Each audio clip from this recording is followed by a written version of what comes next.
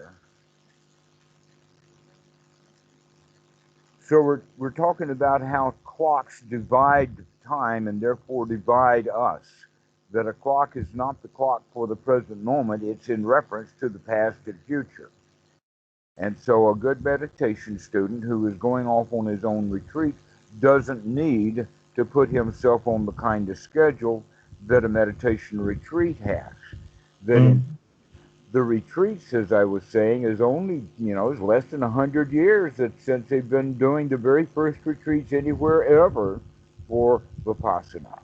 Before that, it was always not practiced with a time clock. But there were things that did get used for indications that have been used, which probably gave the idea of the clock. And that is when the joss stick has burned completely out, then the mosquitoes come. Mm.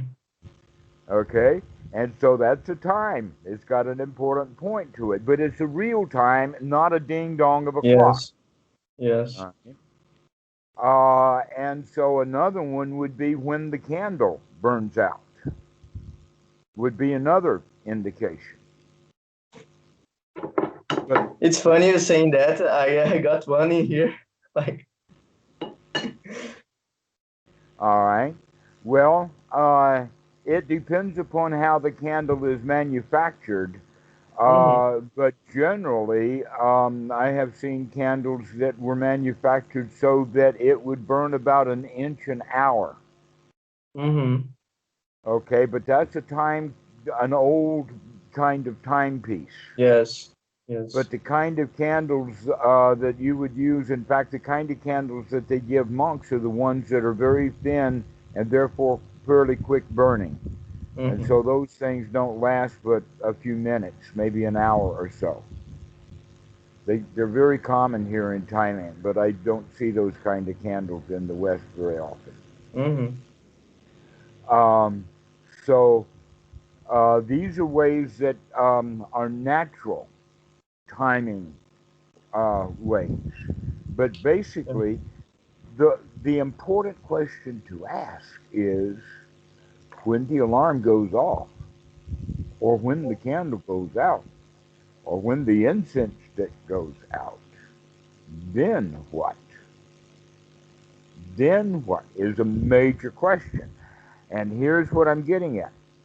Many students will say, oh, I'm going to practice for an hour a day. I'm going to build up to an hour a day. Maybe I'll get an hour and a half a day, and next month I'll do 2 hours a day. Okay, so now he's at an hour a day. Guess what? That means to me and everyone else who's considering it is that now he's being mindful for 1 hour and he's in hindrance for 23. Mm-hmm. Which is going to win that game? Yes, absolutely. Okay. What we need to do is to learn more and more often to wake up more and more often throughout the day. Throughout the day. Yes, Okay. absolutely. Sitting meditations. Uh, there is real indications, and I'm not against sitting meditation at all, but it's climbed too high on the status ladder in the Western mind. I see. I see. Okay, it's climbed way too high on the status of the Western mind to think that meditation has to do with a certain kind of posture and a certain formality and set of rituals, Mm-hmm. including Yes. bells, candles, incense, and alarm clocks. Mm-hmm. Okay, and a bit of a rupa, a Buddha rupa, and some bowing and scraping, and Yeah. all kinds of other stuff that have really nothing to do with anapanasati. But it helps in the sense that we're setting the environment because the reality of that whole situation has a quality to it that's the number one quality, and that is seclusion. There really is, and you're actually going to insist upon yourself there is no place to go and nothing to do other than sit here for until the alarm rings. Mm-hmm. All right? And they punish themselves that way. Rather than, okay, until the alarm rings, I'm going to enjoy the heck out of sitting here because I ain't Yes. got no place to go and nothing to do, and I can just sit here and have a ball. And very few people go into their sitting meditation with that attitude, and Yes. so therefore, they're not enjoying it. So the way to look at it is, we do want to increase the time, but we want to increase the time based upon certain circumstances. An example of that is that the human mind gets tired. We know that so well within our educational system. They call it uh, um, Attention span. attention span. Precisely. How long can stay focused? The average person can kind of stay focused if they're interested for up to 20 minutes. Children, not so much. Mm. So that's the place to start with meditation, is to start with about 20 minutes. Why? Because that's the attention span of normal people. Mm-hmm. And after that, they don't have the attention span. Why? Because their mind is tired. They're tired of paying attention. They're tired of the tribute that it takes to pay to stay alert. Mm-hmm. That it's better to just let everything go back on automatic pilot, which is dangerous, Yes. to not watch where we're going. So we're actually building up a new kind of mental muscle. And that mental muscle is the mental muscle of investigation, to be here, to look, to note. And that takes work. It takes the same amount of work as actual reading. But you know that some readers get very good at it so that they can not only read fast, but they can read for a long time and absorb a lot of information. Yeah. Humans can do that. We can do that with meditation also. But the point that we're looking for is to extend that time for the mind to stay fit for work. And that we know that the mind is fit for work when we have it in a state that is satisfying and satisfactory. Which means now that a very natural time to finish meditation is when the mind gets so tired, which is not very much tired, that we can't maintain being very happy or being in a state of sukha. That in fact the Okay. hindrances will come back. We can chase the hindrance out and chase them out, and eventually they'll settle down. But then when the mind gets tired, they start rushing back in again. Yes. That's a natural time for us to know when is the right time to finish our sitting meditation. But we do want to build it up a little bit. And so one of the ways that we can do that, and one of the ways that we in fact can work with getting the tiredness out of the mind, because actually that's labeled as a hindrance. I'm sorry to say that the original Christian translators translated this, Polly, into sloth and torpor. Mm. I mean, how out of date English can we get with that? But Mm. torpor is actually sleepiness and tiredness. But sloth is got more to do with a don't care attitude. It's like, why bother? But that why bother comes when the load is heavy. Mm-hmm. Okay? It's like But when, apathy. huh? Apathy, I don't know that word. like the state of, Apathy, yes. apathy, apathy. Yes, I got you. Okay. Mm-hmm. Exactly. Apathy. Apathy is merely a state of tired mind. Apathy, in fact, is the exact opposite of the enthusiasm that we're intending to build. There is a very interesting thing I just thought about of apathy, because that was one of the main feelings that would hindrance me. And I think it's directly attached to the fact that maintaining a sense of self in itself is very demanding. Like expending all that energy makes me apathetic, for Well, it example. makes you tired, and Yes, the apathy exactly. comes after you're tired. Yes, exactly. It's a Okay, so very that's tiring process. okay. So what we've been talking about, there's a solution built right into it. It's time to Mm-hmm. stop, or at least make a big change. Yes. Stand up, walk around, take a few deep breaths, go inspect the refrigerator, go to the toilet, all of that kind of stuff that'll get us back into an ordinary mind state Mm-hmm. because we've gotten ourselves tired and we don't know it. It really is like that. That the slow horse doesn't know he's slow. Yes, absolutely. All right, that's the whole point of it is that we don't know. We're looking at it from kind of the inside or from the Yes, observation, yes, uh, and so uh, if the mind gets tired, we don't we don't know it. When the self is not there, we don't know it because when we're looking for it, we always find it. yes, yes, And in fact, the way of thinking about the self is we only have a self when we're thinking about the self. That when we're thinking about something else someplace, for instance, I can be looking at a travel magazine and look at the pretty picture of the mountain and enjoy that. But as soon as I have the thought, I'd like to go there, now the self comes in. yes, And it's always the self that comes with the thought of the self. We can enjoy the scenery, or we can be in the scenery and put ourselves in the scenery. You've got to have a self to do that. And we do that often. We're experts at it. yes, yes, absolutely.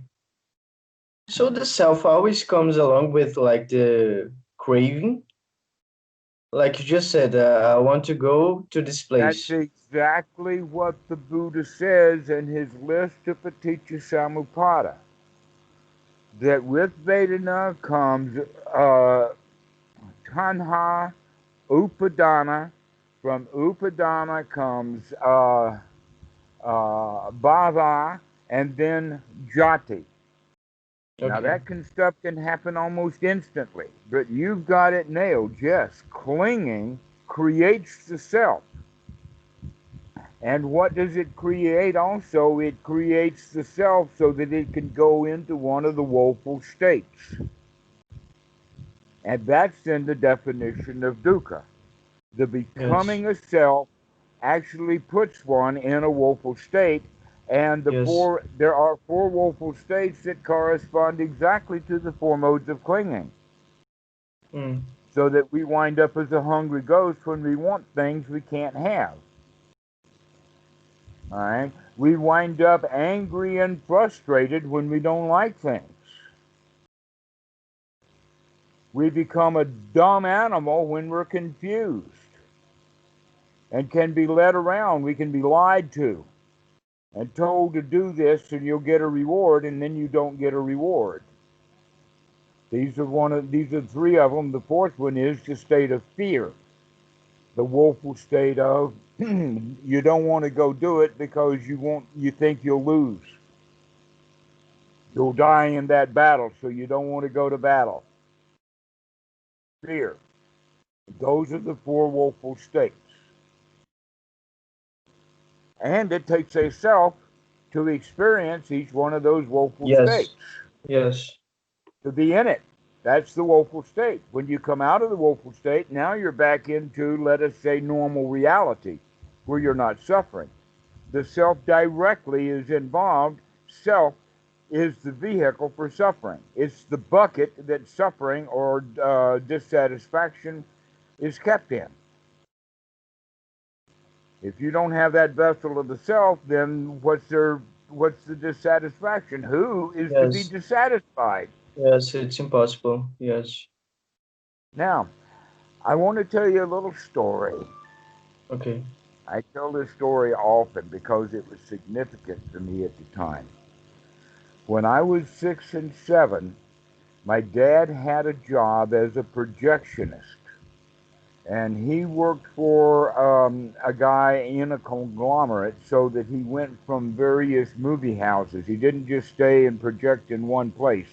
He was all over the place. And so after school, I would go to whatever theater he was in so that I could either one see the movie or piddle around or stay with him in the projection booth. And I learned a lot about science and projectors. Wow, did I get an education about how to make movies, in fact. But the point that I want to make here is that you have seen movies that were on film, and you've also seen the film stretched out so you can see one picture after another, a frame, a Yes. frame, a frame. Yes. And if Yes. you look very closely along the line, there's a very little, tiny little thing that is just wiggling kind of things. But when you put a photocell right there, they even had photocells back in the 1940s, so that they could actually take a linear kind of film and pass it in front of the photocell and have the photocell connected to a microphone. Mm. And that microphone would then record with that photocell into that film. Later, you could take another kind of a receptive photocell, put a light on the other side, pass that film by at the same speed, and get audio out of it. They perfected that by the 1930s. They didn't have magnetic tape that could do as good an audio as they had with the film. Film audio was, in fact, the way to go way back in the old days. Boy, was it expensive. One take, and you shot your film. All right. So, um, the point that I'm making is each one of these frames has to go through the projector in two ways. One is it has to get that photocell information for the audio going at an exactly straight speed, but the film itself chatters because they take a frame and they stop it, and then they pass light through it, and then they turn the light off some way, and then they'll move the next frame over, and then they'll shine a light through it, and then they'll stop that light and move the frame over and shoot that light. And the mechanism in there. Now, the way that they did it back in the 1950s, the light itself was an arc light. Very, very bright, very powerful, did not shut on and off 24 times a second. So what they did was they had a mechanism that had a rotating bar that had a fan on it, a fan-like thing, so that half the time that was in front of the actual lens of the projector's optical system, and it would cut off, and then it would move the film, and then the thing would move on by, and now you could see the next shutter. What I'm saying now is that back in the 1950s and 60s, people only saw half a movie because half the time the screen was black and they didn't know it. I know it was black half the time because I was there as a kid to see that mechanism that turned around and around to see that in fact it was half black and half white or half clear.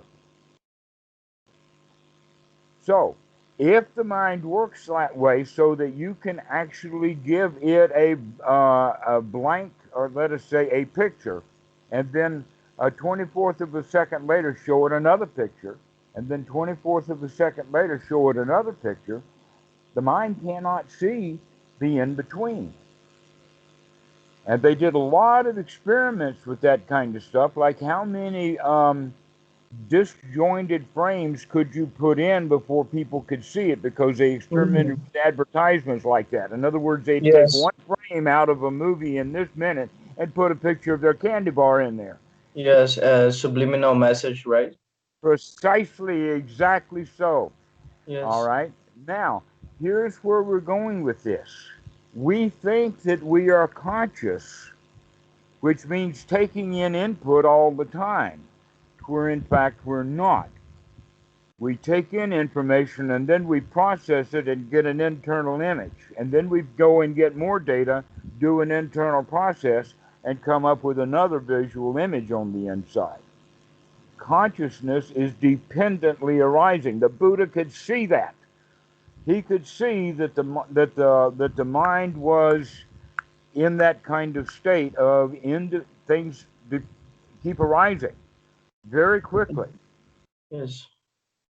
All right. Guess what else does that? Not just consciousness arises and arises and arises and arises, just like we can see new frame and then another new frame and then another new frame, and we're completely oblivious to the changing frame. The self? Well, that goes for the self too. That when there is no self until you think about the self, and then Yes. you think that it's been there all along. Yes, But when you're exactly. not thinking selfishly, you're not in self. There is no self when you're altruistic. When you're thinking about, let us say Yes, that there's a yes. car accident out there and some child screams. You immediately get up and run out there, not thinking about you at all. You're only thinking about what happened out there and you're going after that. Okay, you're going to see if you could help. All right.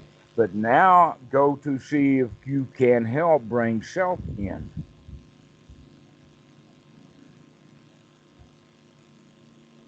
Otherwise, it wasn't there. And some people can operate selflessly for long periods of time. And generally, the self comes up in and around hindrances. So if we are free from hindrance, we're generally free from self. Because as we said, self and dukkha are, let us say, the self is the container for dukkha. So Yes. if you are free from the hindrances, then you're more than likely going to be free from the self.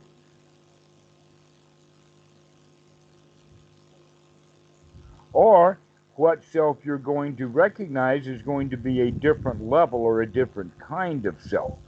Yes. And then we begin to recognize, wait a minute, this same self not only pops up and down, but when it does pop up, it's not the same popped up thing that it was the last time it popped Before, up. yes, Everything yes, is yes, fluid. Things yes. change. It's a different kind of a self now, but we have always just assumed it's me. But now we can begin to say, oh no, things are fluid. That in fact the personality can be changed. And this the Buddha is counting on. Why? Because if people think that things don't change, then they automatically think I can't change, and now they're stuck.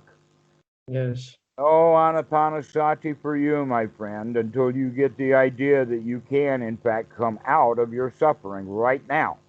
That's the whole point of it.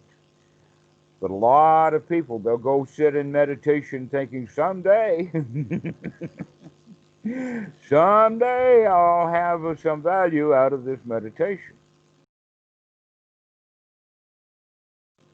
But if they're not developing skills while they're sitting there, then it's unlikely putting in the hours is going to be actually productive. Mm-hmm. So this is what we need to do. If we're actually looking at it in the sense of, is our meditation time the same as putting in the hours? In other words, many companies pay people when they clock in. They pay them for their time. Other companies operate with piecemeal. How much did you get done? Mm-hmm. Okay, which do you think meditation is? Is it punching in the clock and sitting on No, the no, floor no. during the time? Productivity. Ah, it has to do with the productivity. Exactly. Okay, so that means that we could do it like this. Can you start to count and keep count of how many times you wake up? That's your production. Mm-hmm. That's the skill that you're trying to get going. How many times can you wake up? Basically, we could look at it in the sense of we can wake up each breath on the in breath. We have to remember to take an in breath because Yes. if we don't remember to take an in breath, the body will go back to its normal breathing. And when we take an out breath, we intentionally take a long, deep breath, out breath, mindfully, which means that we have to remember to do it. And so if we're practicing correctly, there's mindfulness coming really quick all the time, because at least twice a breath. On average, about once every 5 seconds, I'd say. And while that's spectacular in that moment, there's more to do. But at least we can get started at that level to keep coming back and coming back and coming back and coming back and coming back. That's the Buddha used an example of training horses and elephants, especially training the elephant, tethering the Yes. elephant. Okay, and the elephant will wander away. And the man Yes. who will go get him is take him back out again, and in the night, animal will wander away again. He works at it, but eventually gets the idea: if I keep wandering away, I'll get caught. So why bother?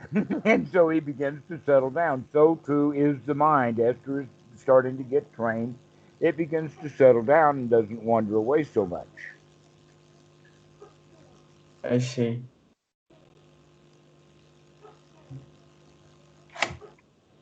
And so that's the reason that we practice the Yes. Sati, and we want to practice it over and over and over again. And we actually want to, just like in the beginning of meditation, we use the breathing as our first anchor. The first anchor we have in sense of mindfulness of breathing. Okay, what do we mean by the anchor? Is that that's the intended object of Sati. Can I remember to watch the breath? Yes. Absolutely. Okay, so, Uh, but now we can begin to do other things that give us other anchors for Sati throughout the day. Because when we're sitting in meditation, there's not much happening other than breathing. So let the breathing be the anchor. When we're out in the world, it's good to have other anchors, because breathing becomes more subtle, and the other anchors can be quite big. And so we can use a different kind of anchor in order to bring mindfulness on. The Buddha spoke about using the hands and the body itself as part of the anchor. What are we doing with the body?